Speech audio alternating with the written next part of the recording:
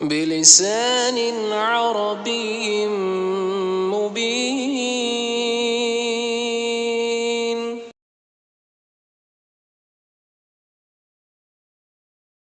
السلام علیکم ورحمۃ اللہ وبرکاتہ۔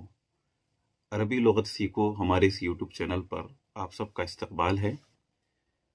آج ہم تجوید سیریز شروع کرنے والے ہیں اور تجوید سے متعلق ہماری یہ پہلی ویڈیو ہے۔ جیسا کہ آپ سب جانتے ہیں قرآن مجید کو تجوید سے پڑھنا بہت ضروری ہے، تو آج ہم جو سبق پڑھنے والے ہیں وہ حروف قلقلہ ہے۔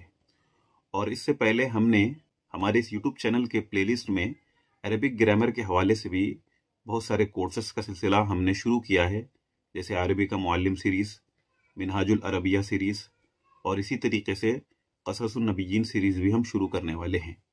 تو جو بیسک اور ایڈوانس لیول کی عربی گرامر سیکھنا چاہتے ہیں وہ بھی ہمارے اس یوٹیوب چینل سے فائدہ اٹھا سکتے ہیں، اور جو تجوید سیکھنا چاہتے ہیں تو یہاں سے انشاءاللہ ہمارے اس پلے لسٹ میں، تجوید سیریز کی پلے لسٹ میں آپ کو تجوید سے متعلق مخارج اور تجوید کے قواعد وغیرہ سیکھنے کا موقع ملے گا۔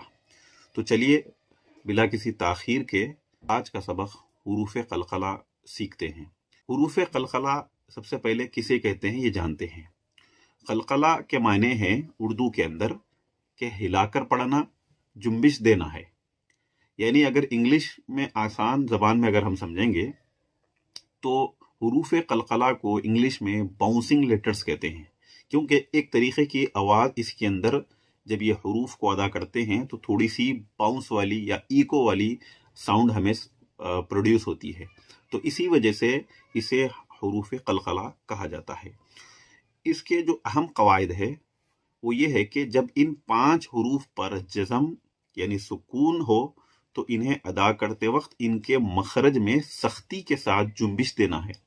جب یہ 5 حروف ساکن ہوں تب ان حروف میں قلقلہ زیادہ ظاہر ہوتا ہے۔ اگر ان حروف پر حرکات وغیرہ آ جائے تو ان میں قلقلہ کم ظاہر ہوتا ہے۔ جیسے مثال کے طور پر دخولہ، تو دخولہ میں آپ دیکھیے اسکرین پر دال یا حروف قلقلہ میں سے ہے اور اس پر حرکت ہے زبر، لیکن اس میں قلقلہ زیادہ ظاہر نہیں ہوتا ہے۔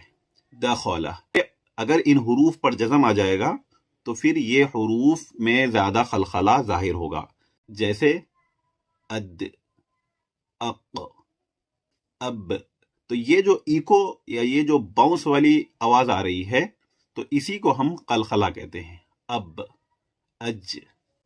اس کے بعد ایک اور پوائنٹ آپ کو اسکرین پر نظر آ رہا ہے، لکھا گیا ہے کہ ان 5 حروف کے علاوہ کسی جزم والے حروف میں قلقلہ نہیں ہوگا۔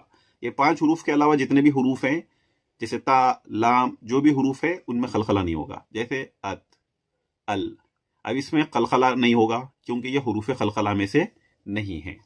تو چلیے میرا ایک قاعدہ ہے، شاہدی قاعدہ، جس کو میں نے مرتب کیا ہے۔ قاعدے میں سے حروف قلقلہ کے سبق کو آج ہم پڑھتے ہیں۔ اسکرین پر دیکھیے حروف قلقلہ کی مشق۔ اب، اب، اب، جب، جب، جب۔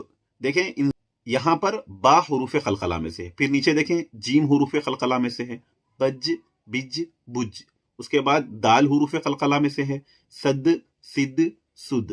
اس کے بعد طا حروف قلقلہ میں سے ہے، اس کے بعد قاف حروف قلقلہ میں سے ہے، قط، قط، قط، جق، جق، جق۔